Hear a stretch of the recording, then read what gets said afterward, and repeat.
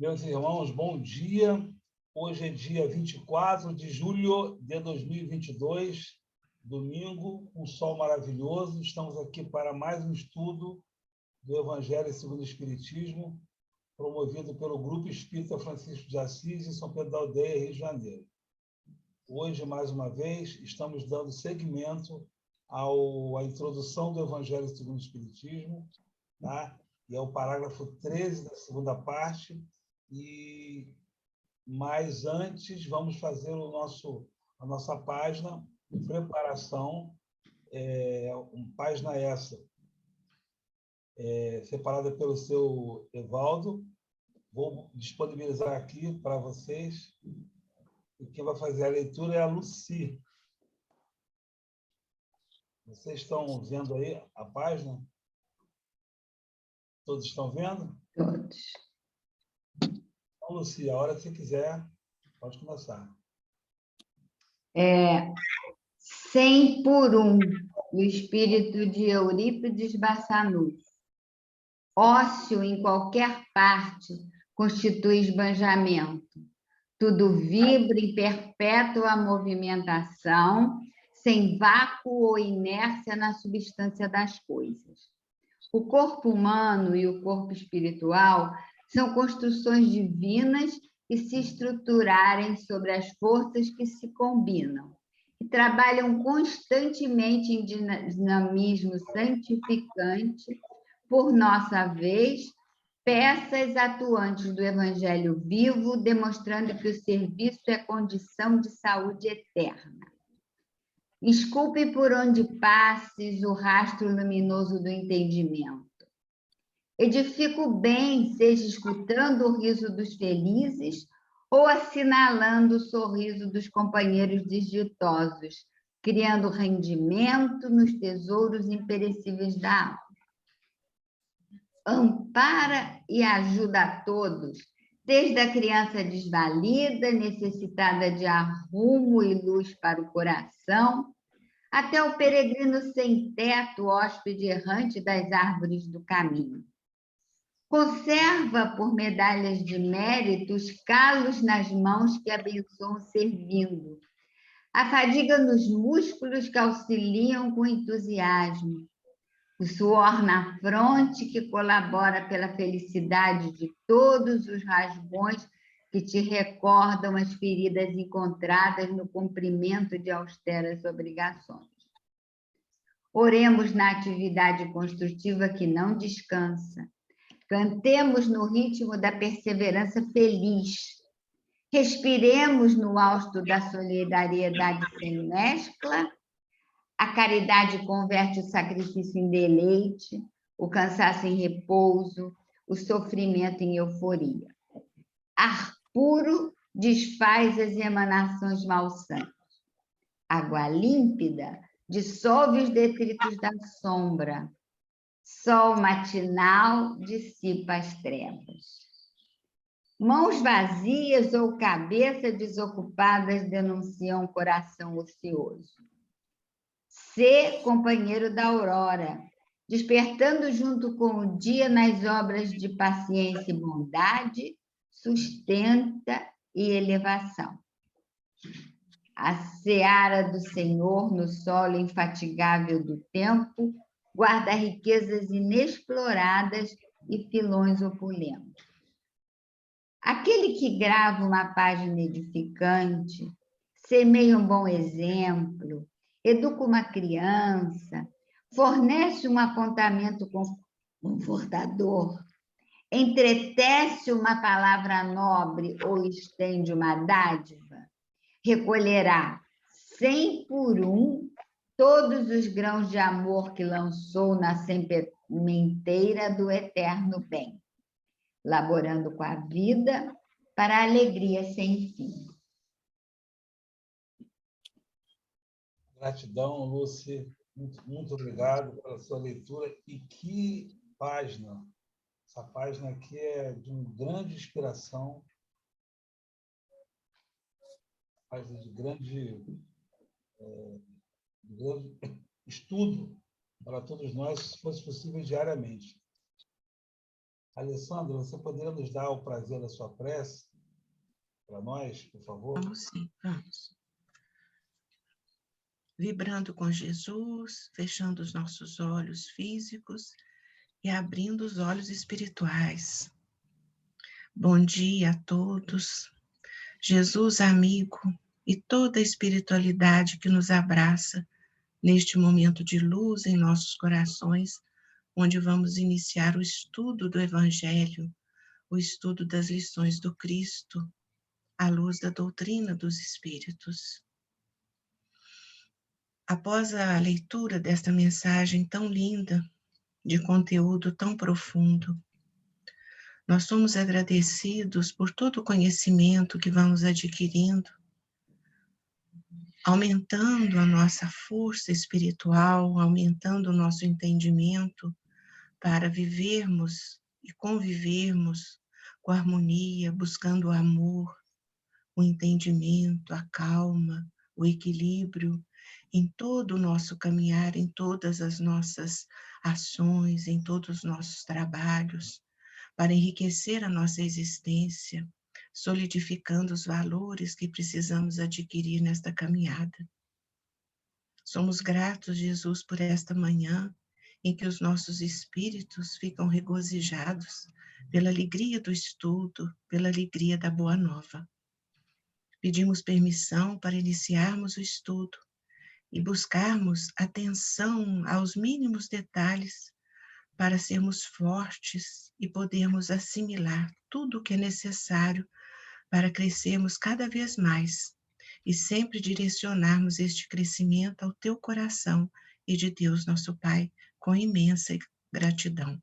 Que assim seja, hoje e sempre. Graças a Deus. Graças a Deus. Alessandra, gratidão. Muito obrigado. Vamos passar agora para a nossa irmã Indaiá, fazer a leitura do Evangelho. Vou compartilhar a tela aqui com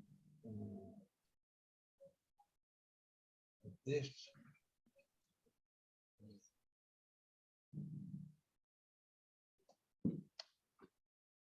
Deixa eu compartilhar aqui a tela.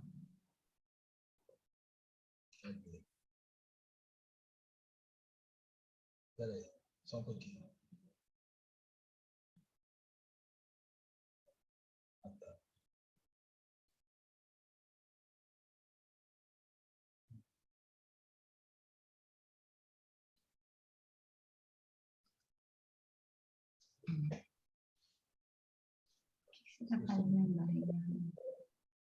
Estou enxergando aí? Para acompanhar a Indaiá na posição, tá? Indaiá, pode começar, querido.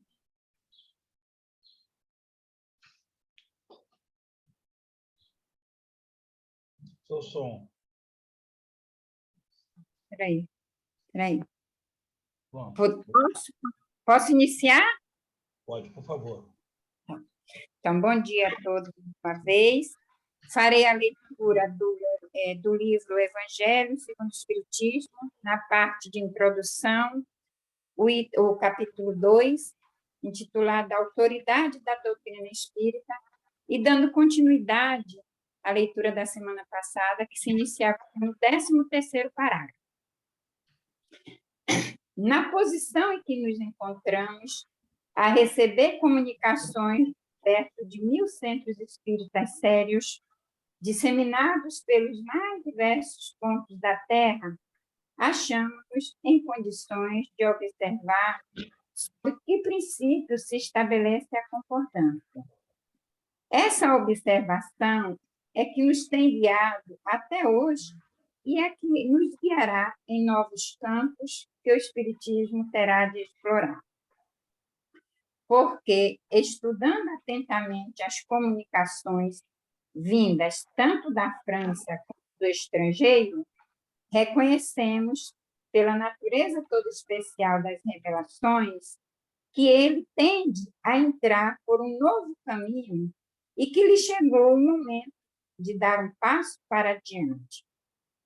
Essas revelações, feitas muitas vezes com palavras veladas, hão frequentemente passado despercebidas a muitos dos que as obtiveram.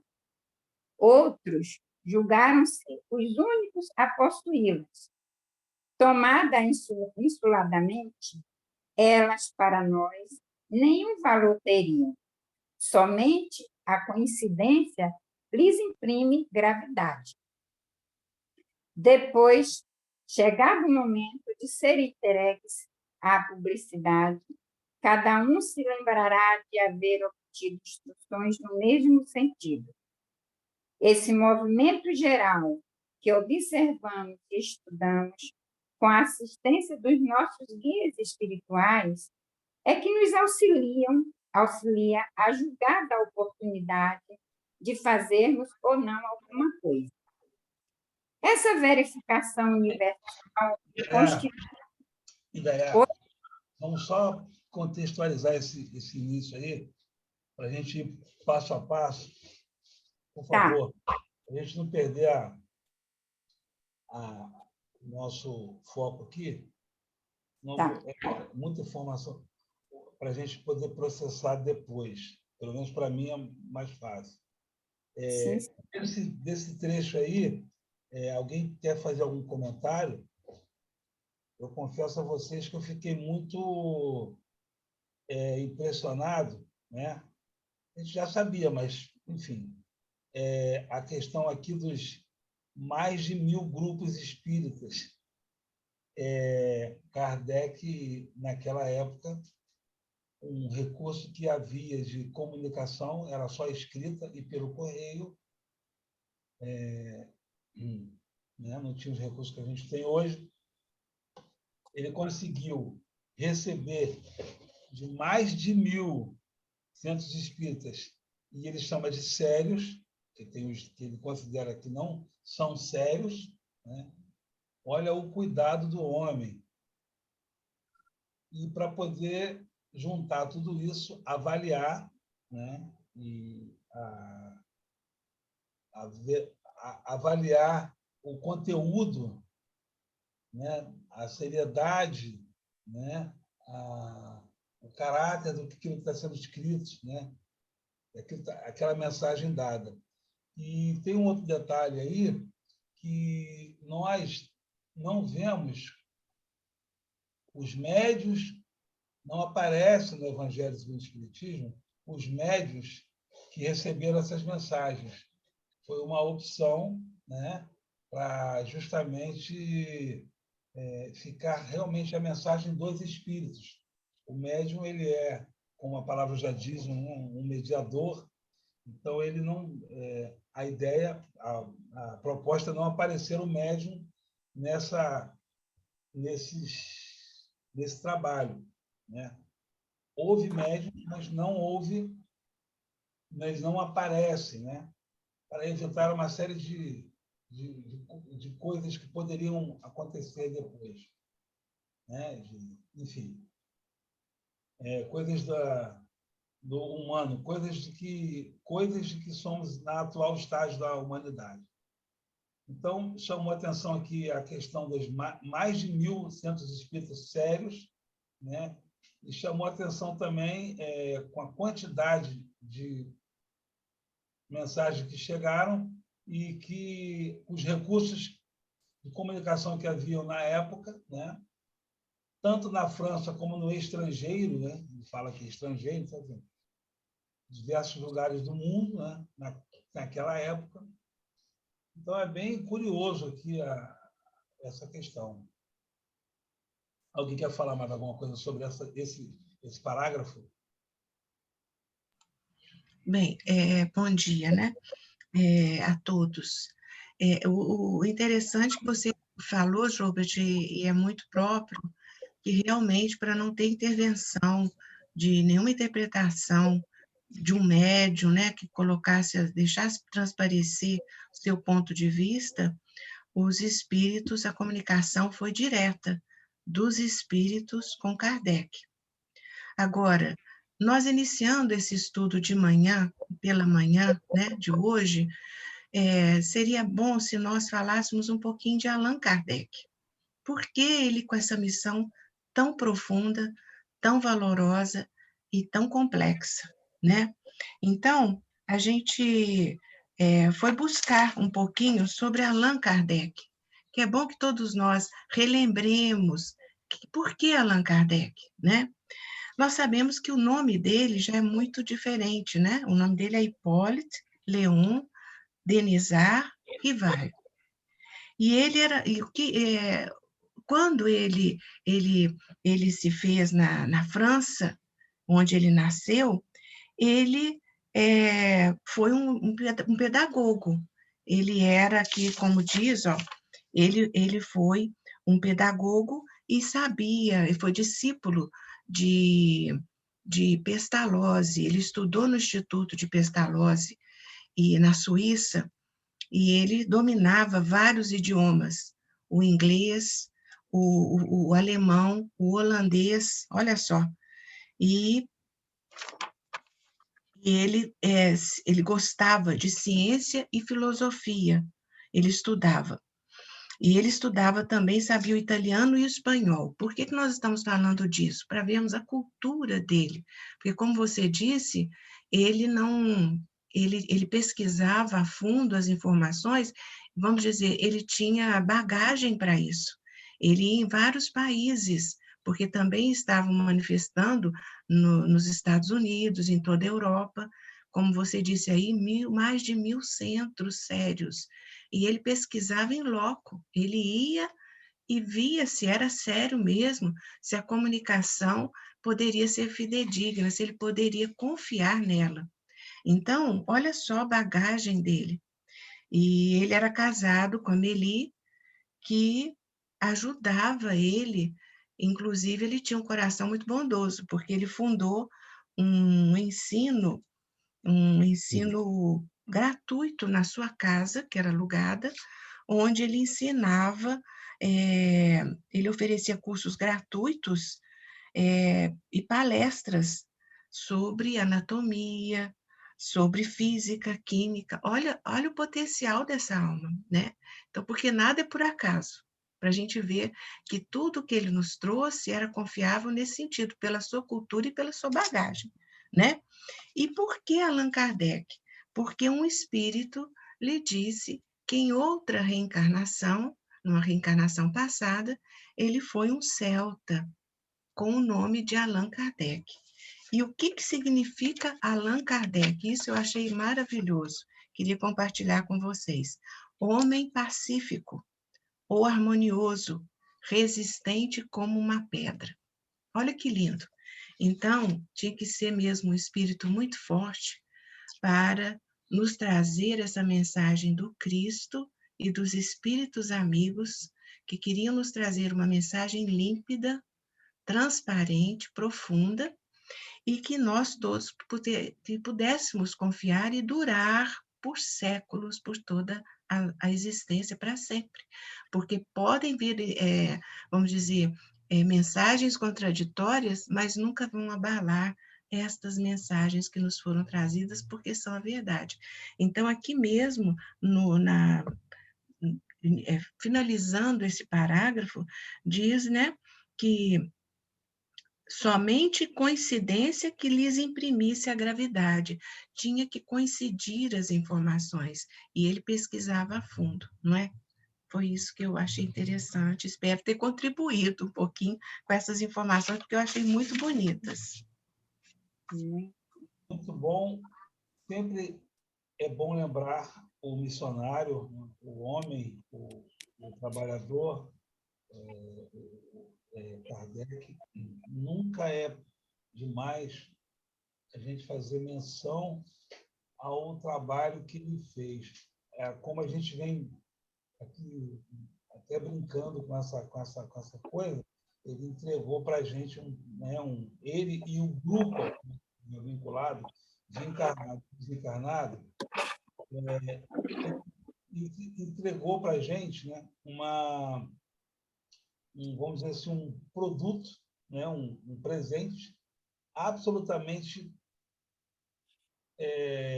mais puro possível, né, e ao qual a gente pode ler e a gente sabe que o que está ali nunca será superado, mas será ampliado. Então, é importante a gente entender que a revelação ela é um processo dinâmico, vivo, e ela vai se ampliando.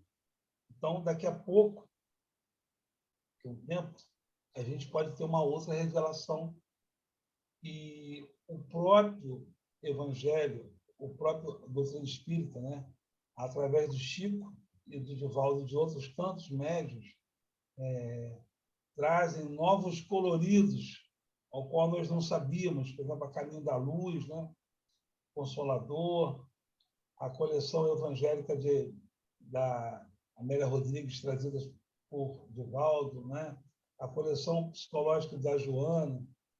Então, assim, são obras que vão ampliando o nosso entendimento.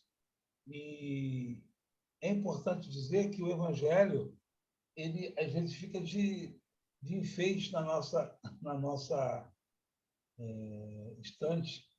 Ele não é, às vezes ele é muito pouco acessado, né? É muito pouco consultado, é muito pouco estudado por nós, né? Então, assim, isso já que nos foi entregue um evangelho, segundo a doutrina espírita, né, o evangelho segundo o espiritismo, não é um outro evangelho, como afirmam alguns, né? Não é um outro evangelho, é um evangelho com uma visão do espírito, né? Uma visão mais madura, né, da coisa. Alguém quer fazer outro comentário? Muito obrigado, tá, Alessandra, pela sua pesquisa, pelo seu comentário aí. Muito bom. Agradeço. Alguém quer fazer mais algum comentário? Vamos voltar, então, Indaiá. Vamos voltar para o segundo parágrafo. 14º parágrafo. Essa verificação universal constitui uma garantia para a unidade futura do Espiritismo e anulará todas as teorias contraditórias. Aí é que no porvir se encontrará o critério da verdade, o que deu lugar ao êxito da doutrina exposta em O Livro dos Espíritos e em O Livro dos Médiuns foi que, em toda a parte, todos receberam diretamente dos Espíritos a confirmação do que esses livros contêm. Se de todos os lados tivessem vindo os Espíritos contradizê-la, já de há muito haveria aquelas obras experimentada a sorte de todas as concepções fantásticas. Nem mesmo o apoio da imprensa as salvaria do naufrágio, ao passo que, privadas como se viram desse apoio, não deixaram elas de abrir caminho e de avançar celeremente. É que tiveram o apoio dos espíritos, cuja boa vontade não só compensou, como também sobrepujou o mal-querer dos homens. Assim sucederá a todas as ideias que, emanando quer dos espíritos, quer dos homens, não possam suportar a prova desse confronto, cuja força a ninguém é lícito contestar. Suponhamos prazo a alguns espíritos ditar, sob qualquer título, um livro em sentido contrário. Suponhamos mesmo que, com intenção hostil, objetivando desacreditar a doutrina, a malevolência suscitasse comunicações apócrifas, que influência poderiam exercer tais escritos, desde que, de todos os lados, os desmentisse os espíritos? É com a adesão destes que se deve garantir àqueles que queiram lançar, em seu nome, um sistema qualquer. Do sistema de um só ao de todos, medeia a distância que vai da unidade ao infinito. Que poderão conseguir os argumentos dos detratores sobre a opinião das massas quando bilhões de vozes amigas provindas do espaço se façam ouvir em todos os recantos do universo e no seio das famílias, a infirmá-los. A esse respeito, já não foi a teoria confirmada pela experiência? Que é feito das inúmeras publicações que traziam a pretensão de arrasar o espiritismo? Qual é que nem lhe retardou a marcha? Até agora, não se considera a questão desse ponto de vista, sem contestação, um dos mais graves. Cada um contou consigo, sem contar com os espíritos. O princípio... Vamos lá. Vamos pegar esses dois que você leu aí, para a gente ver o que a gente pode tirar daí. Muito bom.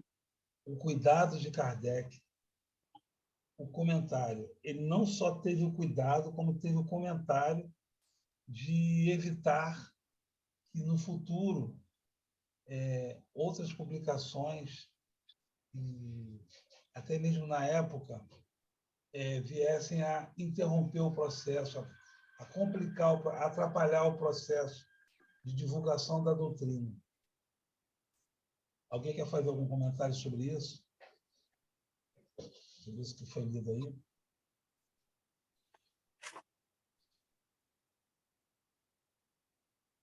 Bem, então vamos lá. Aqui no início aqui, ele fala o seguinte: a verificação universal constitui uma garantia. Então, ele entende, e o processo é bem interessante, que essa garantia para a unidade futura do Espiritismo anulará todas as teorias contraditórias. Então, ali é a ciência, é a razão, é o método, é o processo que ele implantou para que as informações que chegassem até hoje, já são quase 200 anos, para que nós consigamos entender de forma fácil, didática e que isso fique estruturada. O Evangelho, segundo o Espiritismo, ele é dessa forma. E mais à frente, a gente vai ler que ele optou, né,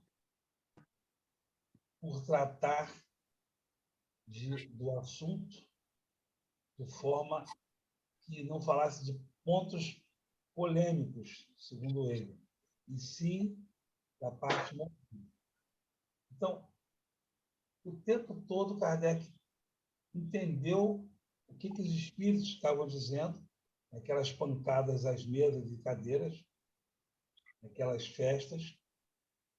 Ele entendeu que por trás daquele processo havia uma rede, havia uma estrutura de espíritos, tinha ali uma informação para nos passar, né? Porque as mesas e cadeiras elas não tinham vida, elas eram a manifestação, usavam a questão das batidas. E aí ele vem falando do cuidado, né? E aí vem para a gente hoje, né? Qual o tipo de informação, até mesmo dentro do movimento espírita ao qual nós acessamos, que pode nos desvirtuar de pessoas que aparecem com obras, aparecem com discursos destoantes, desvirtuantes do Evangelho, com uma aparente capa de doutrina espírita para nos dar uma informação que não tem muita relevância para a nossa evolução. Eu diria que acaba sendo um desserviço para a doutrina. A gente tem que ter o máximo de cuidado nessas coisas que aparecem por aí, e a gente tem curiosidade de acessar, e, na verdade, elas não falam muito ou quase nada de importante para a nossa evolução. Esse é o cuidado que Kardec coloca, e é a lembrança que a gente tem que ter o tempo todo para não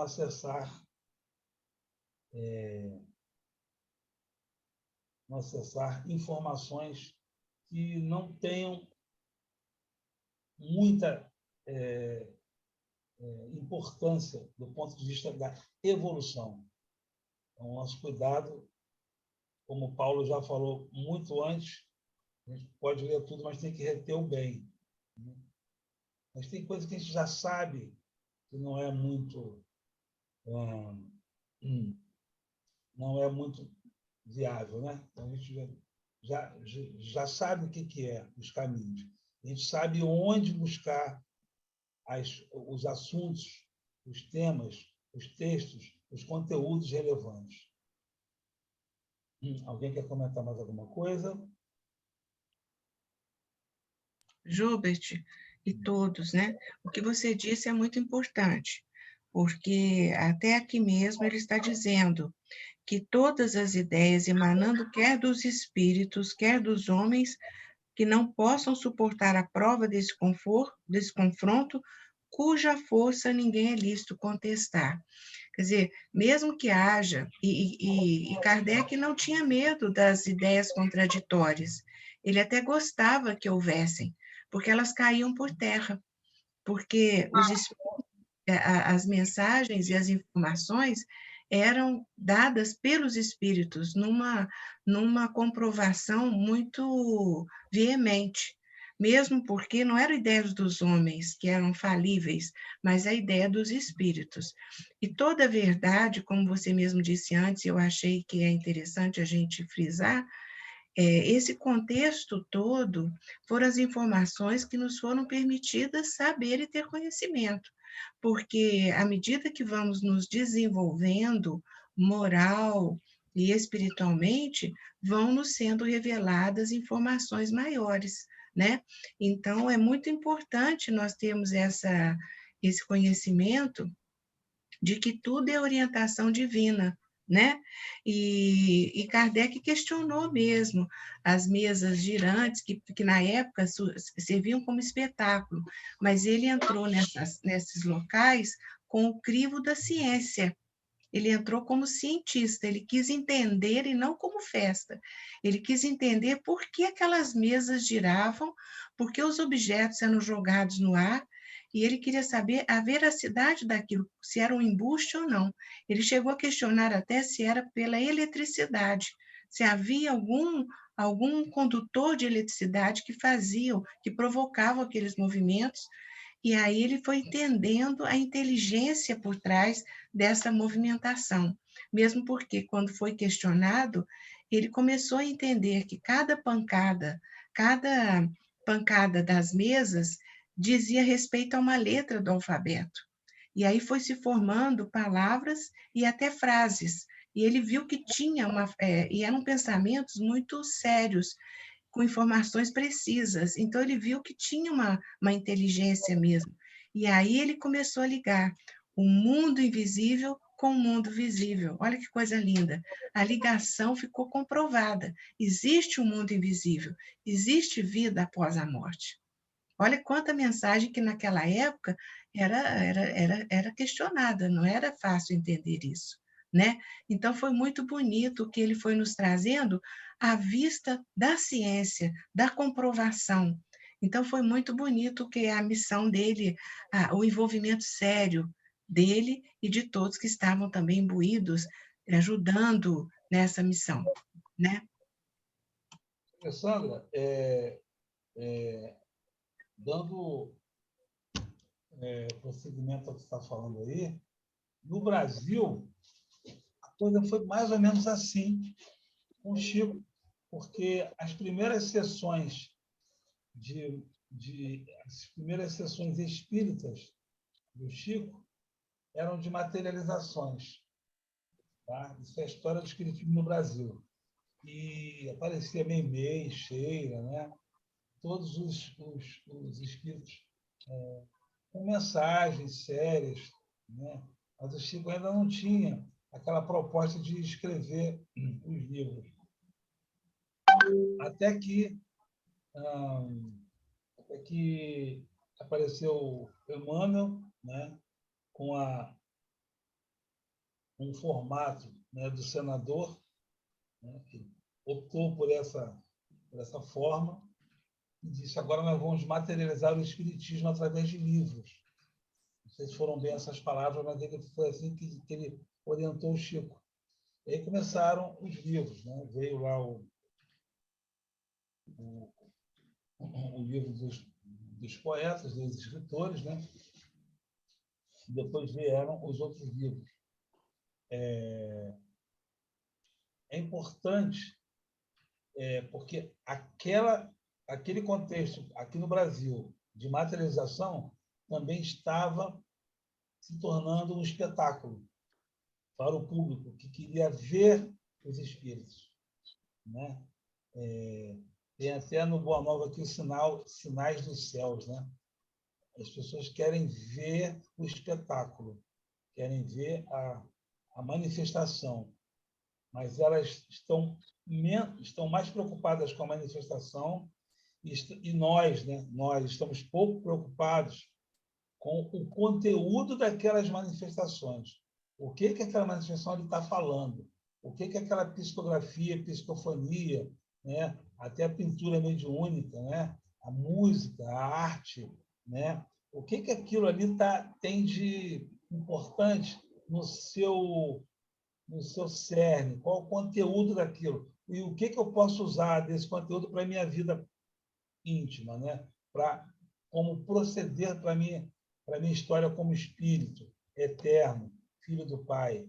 Assumir essa filiação, esse entendimento de que eu sou filho de Deus.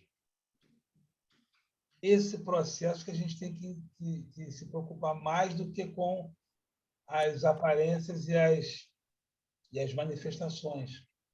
Essa que é a nossa preocupação. Porque senão a gente fica muito do espetáculo. E lá em Boa Nova, no livro Boa Nova, né? No livro Boa Nova, também tem essa questão que o Tomé recebe os convidados, né? E fala assim: olha, eu estou com pessoas importantes aqui que querem entender o reino de Deus e eles querem um sinal dos céus. E aí Jesus o contraria, porque ele não mostra nenhum sinal do céu. Eles não dão credibilidade a Jesus, porque eles só queriam saber da manifestação. E depois que Jesus é crucificado e reaparece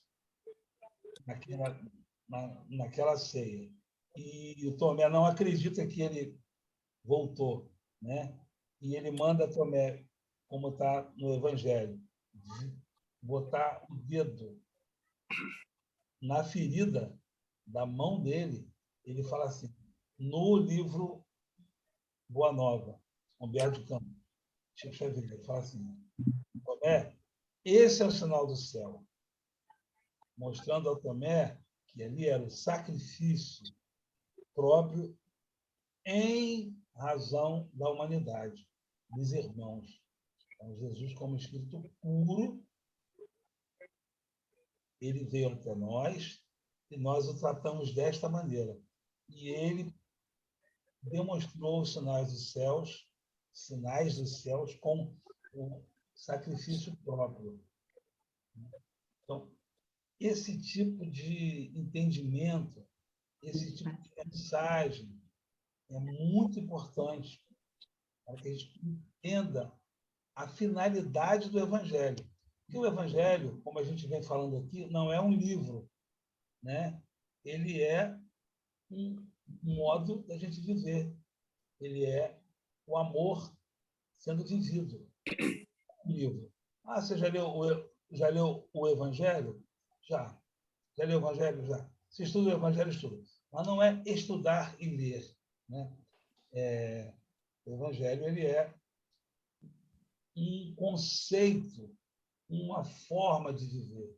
Ele é o amor, a expressão do amor, né? A gente tem que entender, porque hoje de manhã eu estava falando com a Érica o seguinte: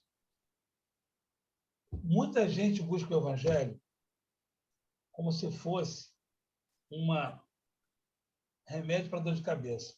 E não é ruim, não é ruim. É só um processo. Então, às vezes, a pessoa assim, eu estou com um problema, eu vou ler o Evangelho, eu vou buscar para ver o que ele vai me dizer. Eu estou com um problema, eu vou na casa espírita, tomar um passe, tomar uma água e assistir uma palestra.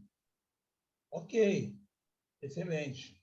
Só que não é quando você entende que está com problema ou te falam que você está com problema para que você vá até o Evangelho, tomar uma pílula e ficar com uma cura aparente. É muito mais do que isso. Isso é bom, faz parte do processo evolutivo. Mas o nosso objetivo, ao estudar o Evangelho aqui todo domingo, é não só usá-lo como uma emergência, como uma alopatia, um remédio de você usar e você poder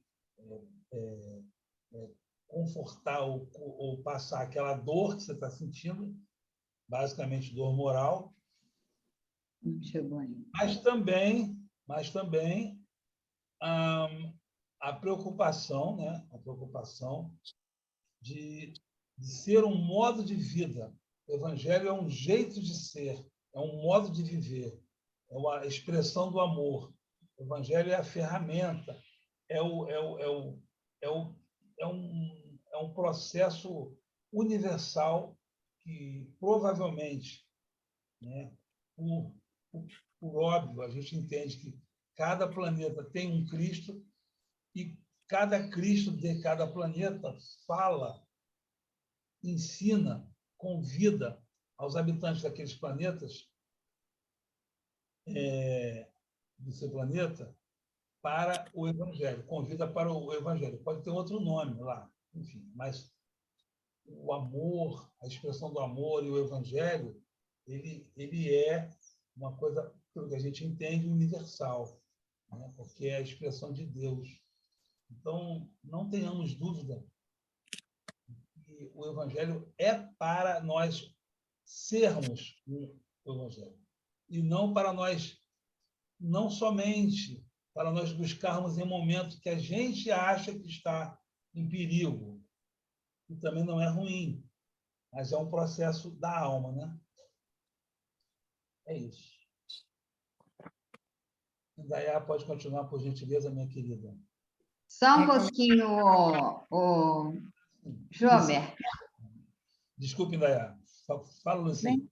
Só um pouquinho. Na verdade, da forma que o Kardec faz isso, ele demonstra assim a sabedoria de Deus que nos entrega as coisas assim não tão prontas e que nos obriga a pensar, a refletir, a usar o nosso livre-arbítrio. Eu acho que esse é uma das grandes, vamos dizer assim, entre aspas, sacadas do Espiritismo, né? É que você tem isso, da mesma forma que Kardec foi fazendo será que está bom, será que não está? Nós temos esse desafio no nosso dia a dia e que a gente aprende aqui no Evangelho, né? Você pode, mesmo que você não aceite que outras experiências te mostrem que está correto, faz parte da oportunidade que Deus nos dá de evoluirmos. a gente tem essa oportunidade, a gente às vezes não concorda, mas o mundo, a experiência, o todo dia, como ele diz ali, que a teoria já foi provada pela prática, eu acho que essa é a nossa, que me encanta assim, no Espiritismo, é a gente poder exercer essa nossa capacidade de reflexão. É isso aí. Excelente, Luci. Boa lembrança, boa chamada de atenção, e é isso mesmo. O Espiritismo o Kardec teve esse entendimento, e o Espiritismo realmente nos move, nos tira daquela zona que a gente entende, ele está acostumado. Então, não chamo mais de zona de conforto. Para mim, não tem conforto nenhum ali, naquela zona, mas é uma zona que a gente fica ali, praticamente imobilizado, né? Que nós mesmos buscamos, né? E é uma zona de desconforto, nada de conforto ali. E o Espiritismo nos move, a gente acaba,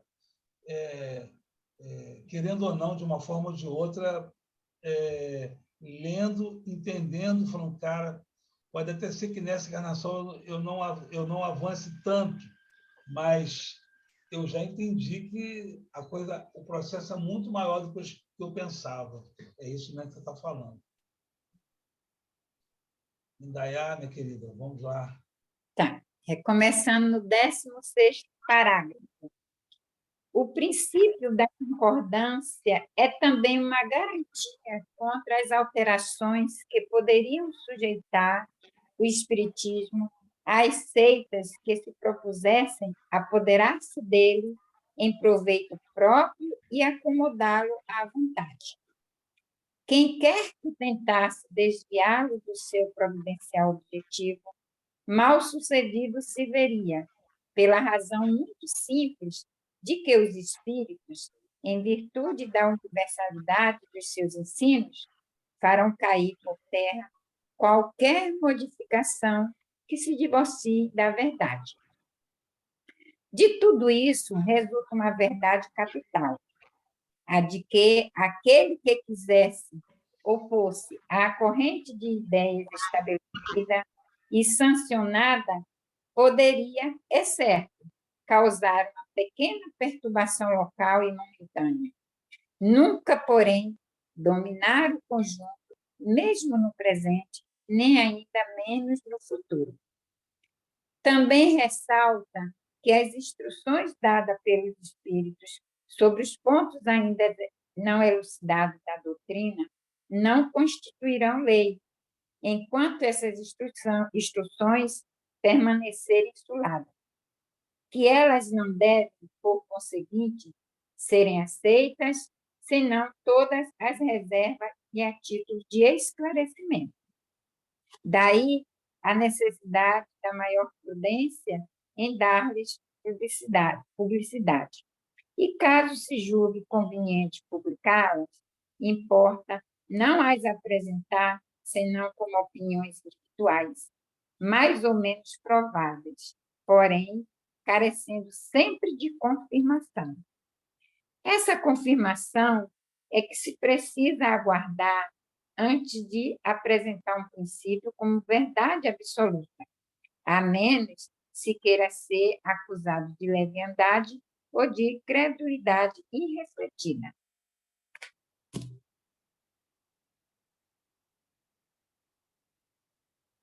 Seu som, Jubert.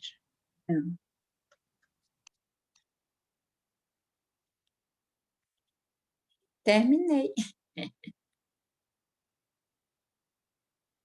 Ligue o seu microfone, Jubert, por favor. Obrigado, desculpa. Obrigado, Indaiá. Deus abençoe você. Muito obrigado pela leitura. Clara, excelente. Vou tentar só falar alguma coisa assim, bem resumidamente do que eu entendi, né? Assim, a leitura, obrigada também pela oportunidade, e a leitura aqui, né, assim, para quem vai iniciar, quem nunca estudou Espiritismo, eu acho que essa leitura da introdução ela desperta dentro de nós, não digo uma curiosidade, né? Mas algo assim que alguém pode se perguntar assim, nossa, o que é isso? É algo que mexe lá dentro da gente. E para a gente que já está há um tempinho estudando, eu acho que ele vem mostrar, né, assim, a veracidade mesmo, a preocupação, o carinho do Allan Kardec, que é um missionário, para nos deixar esse legado aí. Além dele elaborar, né, vamos dizer, copiar esses livros aí, ele ainda está tendo o carinho de colocar para a gente processos de uma maneira assim, bem minuciosa, para que toque bem no íntimo na nossa alma, para que a gente... É como se ele não quisesse perder uma alma nesse planeta para ter esse encontro com Deus, né? Que as pessoas até têm, já ser, eu acredito que uma coisa já dentro, já que Deus é essência nossa, mas ele queria ampliar isso. E aí, para não se perder, ele tem essa preocupação de começar aqui na introdução do Evangelho, né? Tanto que ele separou dos outros livros, um processo, né? Um processo, uma didática, algo assim, que a gente parta do simples para o mais complexo na leitura. E para quem já está, a importância, né, do Livro dos Espíritos, para a gente perceber que, além do nosso corpo físico, existe algo, mesmo que quem é assim, vou dizer, ateu totalmente, mas a gente percebe que existe algo além desse físico. Senão, quando uma pessoa morresse, qualquer um cientista aí faria com que o corpo tivesse vida e não acontece, é tudo no seu momento. Então, eu acho que foi essa aí a maior lição para mim. E a importância também do Livro dos Médiuns, né, que ele cita bem aqui, para a gente mesmo, vivendo nesse mundo, ter esse olhar, não só para o nosso semelhante, como também sentir que existe os desencarnados, que eles estão aqui, que nós somos espíritos, temos que ter o orar e vigiar. E, a partir daqui, eu acredito que o Evangelho ele vem tudo mostrando para a gente um processo de como a gente, ele nos dá instrumentos, subsídios, para que a gente perceba de verdade o amor. Mas, além de perceber, que é muito difícil, né, já que temos muitas existências, está tudo muito contido dentro da gente, enraizado, e assim, na hora mesmo da prova, a gente praticar o amor é muito difícil. O amor que o Beto fala, mas a gente já temos um passo, que ele existe, e é só ter força de vontade, ter resiliência, né? E essa certeza da existência de Deus, da espiritualidade amiga, de Jesus Cristo, e que um dia a gente vai exercer esse amor de uma forma universal, que é o que alguém falou aí, aquele amor fraternal. Ele existe. Então, se eu sei que ele existe, eu é que tenho que me esforçar e digo assim, correr atrás de fazer, de praticar, e esse amor vai ser sempre o quê? Amar o próximo como a ti mesmo, nos amarmos também o autoconhecimento, que vem da Joana de Ângeles, né? E amar o próximo como a ti mesmo. E é isso o que eu entendi da leitura. Não está bem dentro da leitura, mas é o geral aí da doutrina, tá bom? Falei, Alessandra.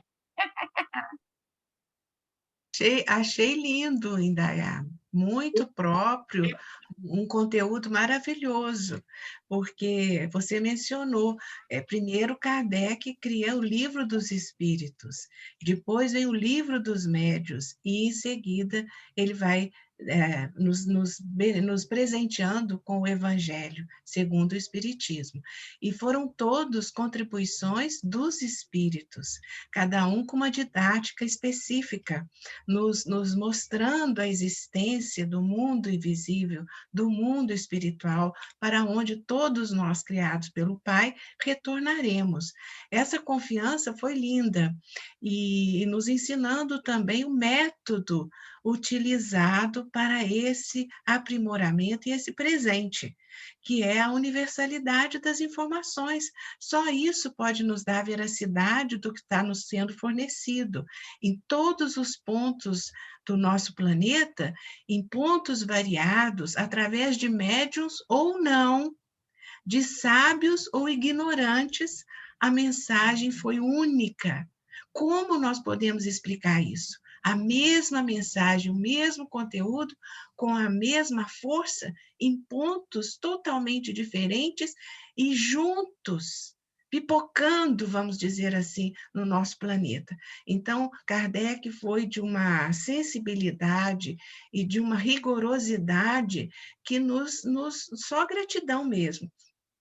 E, ao mesmo tempo, ele nos mostra que como nós devemos proceder, porque ele diz que isso repercuta no futuro, e nós estamos nesse futuro, e vai haver muito mais além de nós. Então, qual é o crivo que nós vamos usar para quando tivermos uma mensagem chegando para nós? Seja qual for a mensagem, qualquer informação, é justamente isso, a seriedade dela. Né? Quando nós estamos, por exemplo, numa reunião mediúnica, como que nós vamos saber que aquela mensagem é uma mensagem que nós podemos aceitar e acreditar? É por esse crivo, analisando à luz de todas as informações científicas, de estudo que nós temos.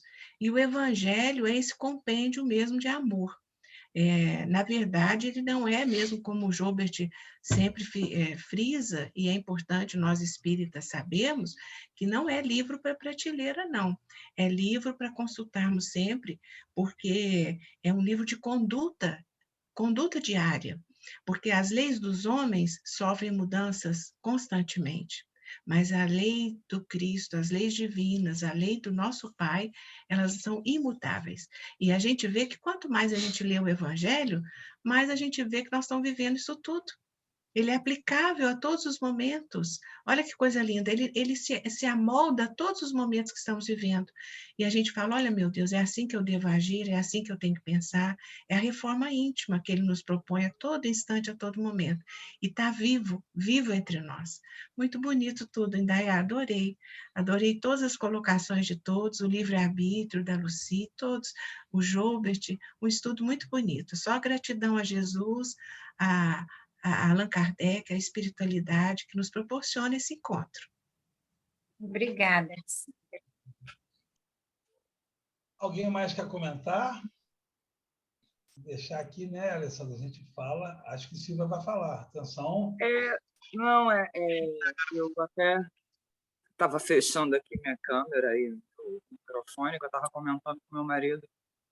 Que estudo hoje que elucidou, que tirou dúvidas. Eu achei assim, porque muitas pessoas, né, começam a frequentar o centro espírita e a ler o espiritismo, e embora tudo que, né, foi falado hoje eu já tivesse assim ouvi falar em um lugar ou outro, mas hoje parece que foi uma aula de como surgiu a doutrina dos espíritos, né? Como tudo aconteceu, né? E toda a investigação por parte de Kardec elucida muito, porque eu percebo assim, não sei se é uma coisa só minha, mas tem pessoas que têm essas dúvidas, né? Como que surgiu, como que foi, de onde veio, e tem todo esse cuidado, né, de Kardec, enfim, né, para poder, né, escrever tudo isso. E eu acho que isso devia estar assim, todo mundo que entrasse para o espiritismo tinha que ter como se fosse um folhetinho, né? Uma breve explicação de como surgiu, né? Como Kardec escreveu a doutrina, né? Como ela se revelou, né, para Kardec, vamos dizer assim, e para todos esses médiuns que fizeram parte. Eu só queria fazer uma observação lá do comecinho do estudo, do primeiro parágrafo, ou do segundo, que a Alessandra mencionou,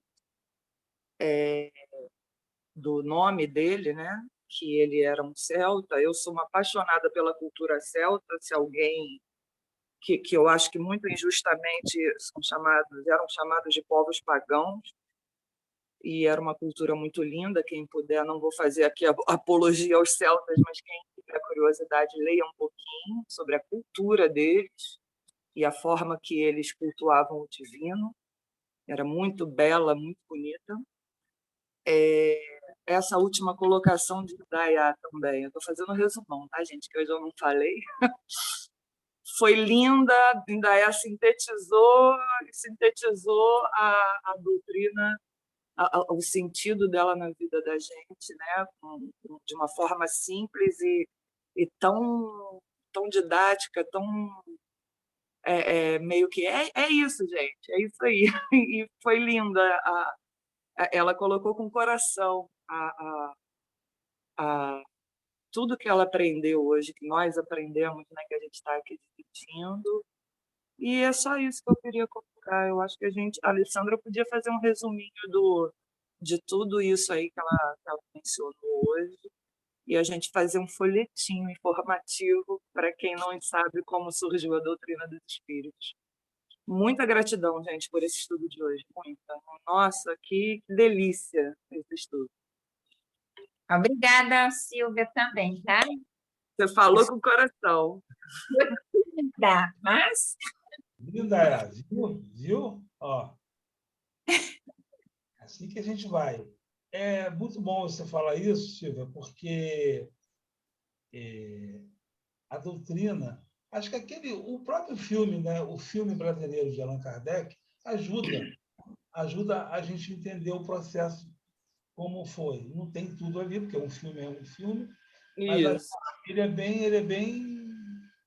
bem próximo, ou muito próximo daquilo que aconteceu de verdade. Uhum. Muito bem estruturado, o roteiro é bacana, não é um filme cansativo, é um filme bem assim, elucida bem a gente. O Espiritismo, ele veio também para uma reviviscência do cristianismo primitivo, lá atrás. Né?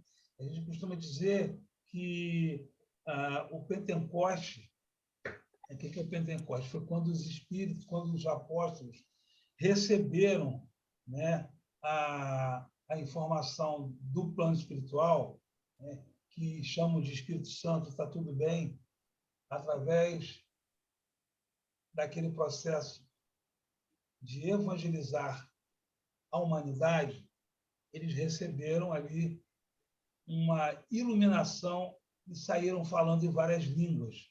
Por isso que existem as igrejas pentecostais, porque elas têm esse nome Pentecoste, que foi um evento espetacular, espetacular para nós, mas é uma coisa natural, contanto que os encarnados estejam disponíveis e preparados a receberem. Então, a gente precisa comparar, né, o Pentecoste com a doutrina espírita, porque deu voz ali aos espíritos, né, diretamente. E o Evangelho ele veio para ser uma coisa para todos, não só para grupos. Então, às vezes, a gente vê falando assim, não, porque você falou aí da questão que eles eram os celtas, né? Eram povos os celtas eles adoravam deuses, mas era a manifestação religiosa daquele momento. Né? A gente tem que extrair dali o que eles faziam com a religiosidade que eles tinham. É o que tinha para aquele momento. Né? Como os planetas que já estão mais elevados do que o planeta Terra olham para a Terra e falam assim, admiram a nossa religiosidade e falam, poxa, eles têm muito mais para avançar.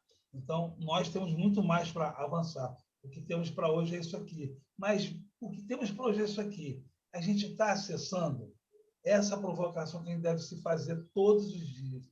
A gente está usando o Evangelho como um modo de vida, ou lá na prateleira, quando eu tenho uma dúvida, quando eu estou com algum problema, eu vou lá acessar, como se fosse uma pílula.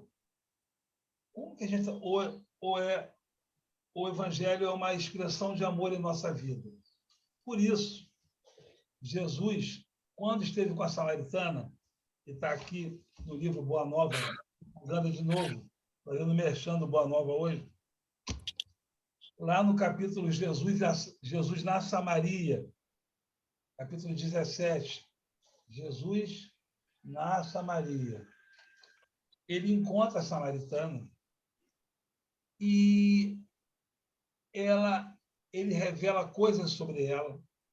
Só vocês lendo para entenderem, quem não leu ainda. Ele revela coisas sobre ela. E as coisas sobre ela são coisas referentes ao planeta, ao momento que estavam vivendo. Muito interessante. Então, ali havia uma divergência entre os samaritanos e as outras tribos, por conta de quem adora o Deus. Ele era adorado no templo, em Jerusalém, e ele era adorado no monte, na Samaria. Então, eram dois montes, né? Então, Jesus, depois que explica para ela, para tomar da água viva, depois que você beber dessa água, você não sentirá mais sede, que é a água do Cristo, é o amor, a água viva do amor, que é a água do Pai. E é porque ela estava num poço, né? Um poço histórico, né? E aí ele fala assim, toda vez que eu tenho sede, eu venho aqui. Ele falou, eu vou te dar uma água que você não sentirá mais sede. E aí ele, né? Enfim. E aí ele fala sobre eles queriam reter Deus dentro de um templo. Vejam vocês a nossa mentalidade na época, né?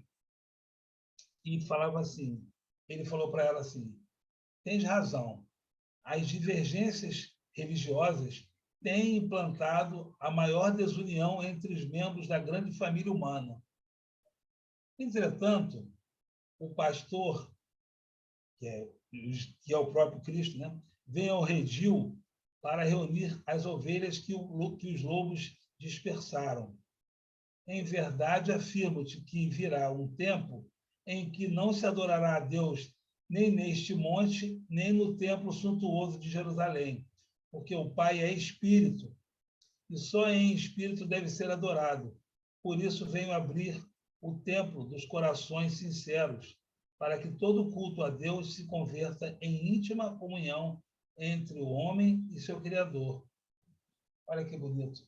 Ele ensinando para ela, e naturalmente para todos nós, que Deus dia chegará e que será adorado em qualquer lugar.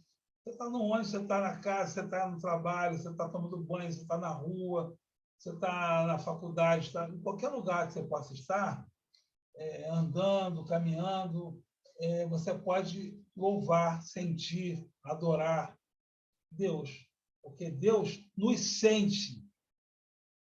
Nós estamos em Deus. Deus não está num lugar. Deus não está nos céus, somente no céu. Quando a pessoa morre, fala assim, agora minha mãe morreu, minha mãezinha morreu, ela está com Deus. Antes ela também estava. Nós também estamos com Deus. E antes, na nossa outra vida, e antes. Deus está com a gente desde antes da criação, da nossa criação. Deus está com a gente sempre. A gente não faz ideia do amor de Deus. Então, Deus ama, ao mesmo tempo, Jesus e ama igualmente o criminoso mais genocida que a Terra já viu. É assim.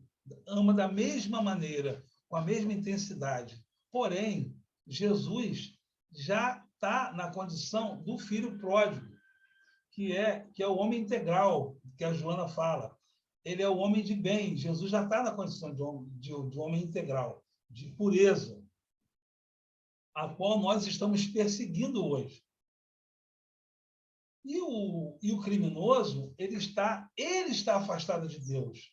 Ele, mas Deus está nele. Isso é importante, porque Jesus fala para a samaritana que dia chegará que todo mundo vai poder... A gente pode louvar Deus em qualquer lugar. Esse dia vai chegar. Nos mundos superiores, se louva a Deus como se respira, como se sente.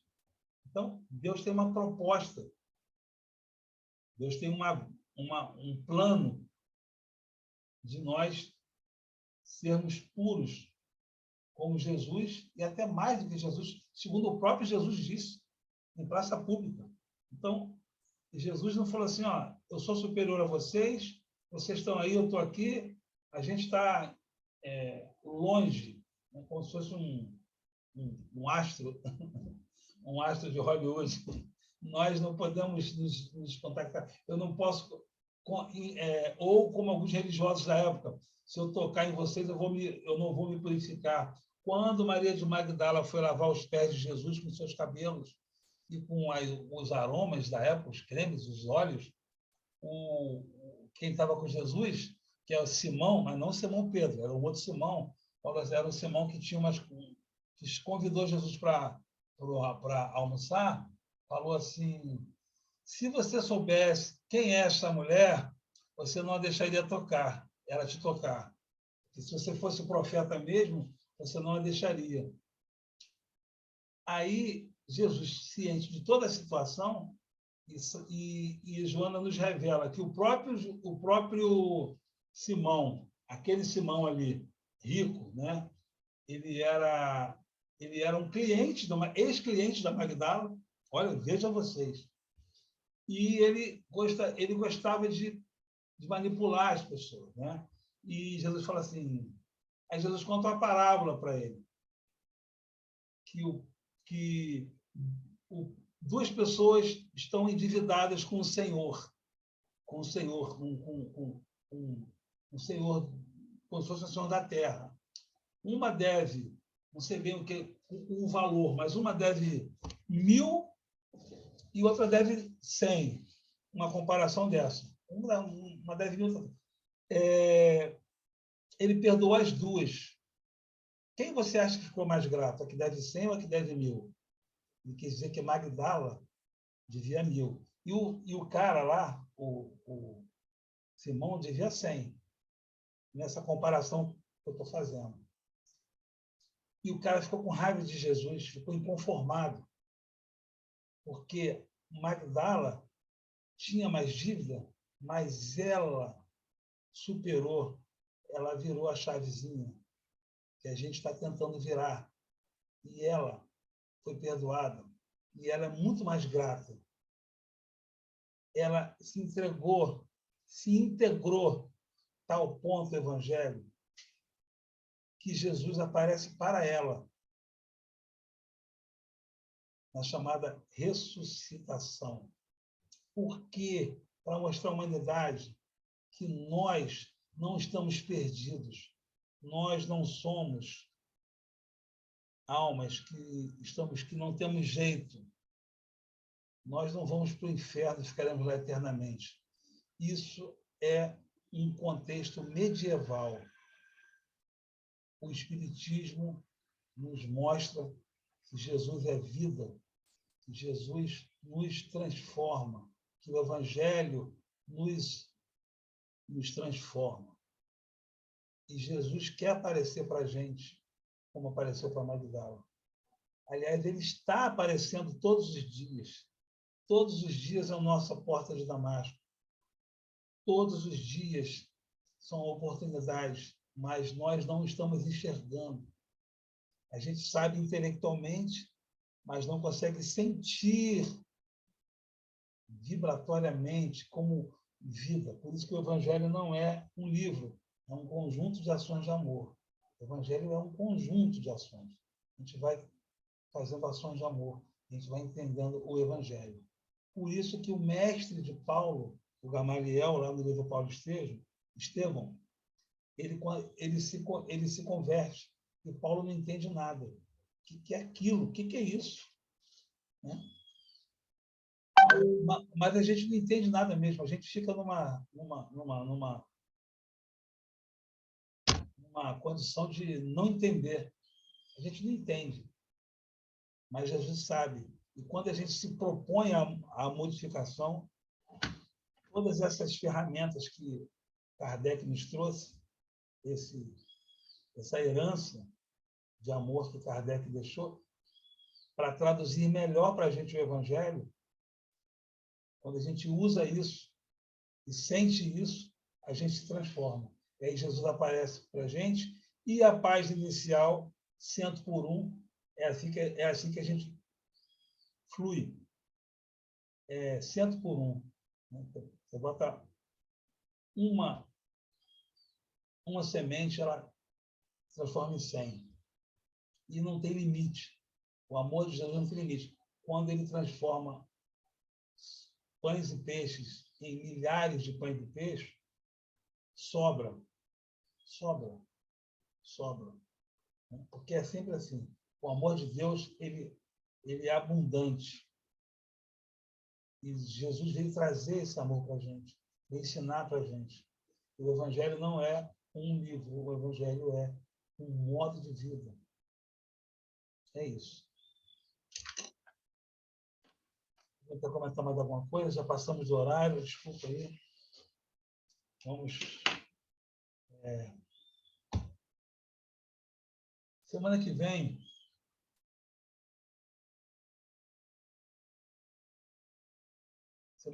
vamos estudar aqui o Evangelho, o capítulo, o parágrafo 14, não é isso? Nós vamos começar com extrema sabedoria, é isso, Gilbert? É o 20º.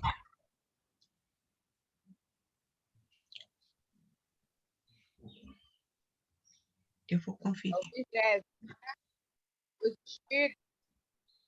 Não, desculpa. Eu estava lendo agosto aqui. Realmente, dia 31/7, com extrema sabedoria, que é o parágrafo 14, até o parágrafo 20, que já se desenha o harmonioso. Quem pode ler para a gente o Evangelho? Luciane, Ângela, Isabela, Renata. Vamos nos manifestar, vamos ler, vamos participar. Hein, vocês? Quem ainda não teve a oportunidade de ler, vocês podem? Digo ainda, tá? Edmeia, pode, Edmeia? Pode. O meu livro é antigo ainda. Não tem problema, não. A gente coloca na tela o livro que a gente está lendo, e ou você lê da tela, ou você lê do seu Evangelho, mas a gente vai fazendo a comparação, não tem problema, não. Tá? Tá bom. Tá. A Lucy faz, a Edmeia vai fazer o Evangelho, e quem pode fazer a página?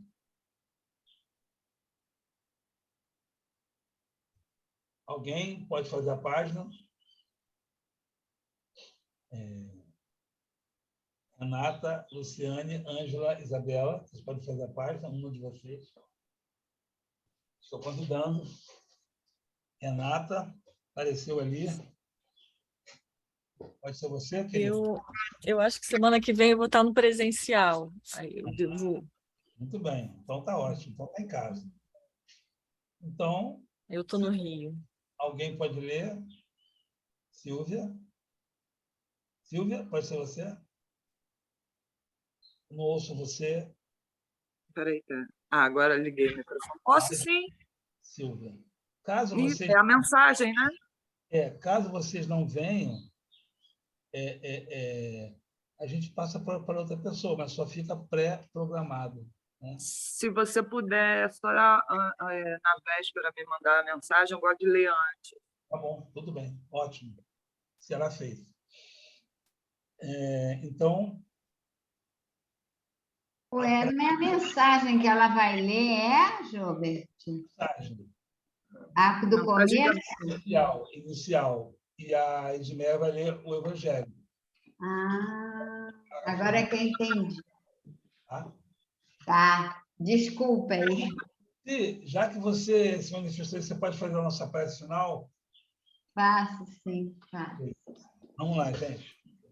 Vamos com a Meus Lucília. irmãos, vamos então, nesse momento, mais uma vez, sintonizar com esse nosso mestre querido, sempre junto a nós a todos os momentos, agradecendo pelo nosso estudo da noite de hoje, da manhã de hoje, em que pudemos aprender tanto com Allan Kardec e sobre Allan Kardec, que encheu, Senhor, os nossos corações, nos levando a refletir sobre a importância desse trabalho tão lindo de Kardec, que é o nosso presente, e também, Senhor, iremos procurar, pouco a pouco, ir vivenciando esses ensinamentos tão preciosos.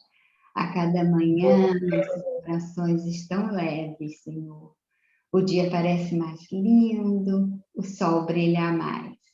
Brilha mais porque podemos aprender e temos certeza de que estamos tão próximos de Ti, porque Tu sempre estás conosco, porque Tu és amor, és paz e és harmonia. Nós estamos com os nossos corações repletos dessa paz e queremos desejar, então, que possas abençoar os nossos irmãos que nesse momento passam por situações muito difíceis, Mestre, e que nós, Senhor, te pedimos então que tu possas abençoá-los na certeza de que os seus sofrimentos irão se amenizando pouco a pouco. Queremos envolver também irmãos nossos que não tiveram alegria de conseguir entender os teus ensinamentos.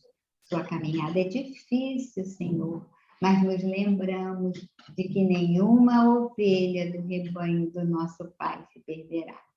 E assim, essa certeza nos conforta, porque nós nos sabemos todos irmãos, filhos desse Pai de misericórdia.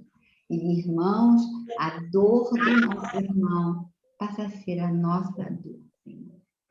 E assim, certeza de que Tu és nossa companhia, felizes por estarmos juntos nesse momento, em tanta harmonia, em tanta fraternidade, nessa oportunidade que o Pai nos dá de exercitarmos a fraternidade para com o nosso irmão, nós dissemos então, despede-nos no Teu amor, graças a Deus. Graças a Deus. Graças a Deus, muito obrigado. Luci, gratidão. Obrigado a todos. Bom domingo, né, para todos. Obrigada. Foi muito bom. Um bom dia para todos. Um bom dia. Bom dia. Um bom domingo, uma boa semana a Bom domingo. todos. Fiquem com Deus. Deus abençoe. Ótima semana a todos. Que assim seja para todos nós. Quando